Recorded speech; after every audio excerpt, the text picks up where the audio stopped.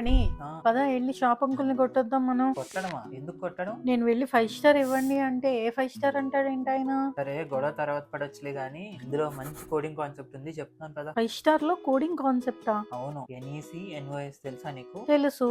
NEC అంటే not enough coffee. NOS అంటే need one more samosa. ఆహ్! ఇది కోడింగా? కాఫెటేరియా మెనూనా? కాదా?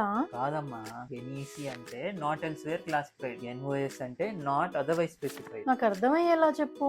నువ్వు షాప్‌కెళ్ళి 5 స్టార్ ఇవ్వండి అన్నావనుకో, సైజ్ చెప్పలేదు, ఏ టైప్ ఆఫ్ కావాలో చెప్పలేదు, ఎన్ని కావాలో చెప్పలేదు. అవును. అప్పుడు షాప్ అంకుల్ నీకు నార్మల్ 5 స్టార్ ఇచ్చాడు. ఎందుకంటే నువ్వు ఏ ఇన్ఫర్మేషన్ చెప్పలేదు. ఛీ! ఎప్పుడు నన్నే అంటావు. అవును. నీ డాక్యుమెంటేషన్ లో డీటెయిల్ లేదు. So unspecified. అదే ఎన్‌ఓఎస్. మరి ఎన్ఈసీ? నాకు 5 స్టార్ లో బిస్కా ఫ్లేవర్ కావాలి. వావ్! Premium taste.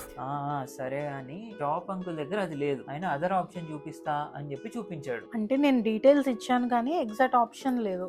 అదే ఎన్ఈసి. ఇన్ఫర్మేషన్ స్పెసిఫిక్ గా ఉంది కానీ కోడ్ బుక్ లో ఎగ్జాక్ట్ కోడ్ లేదు.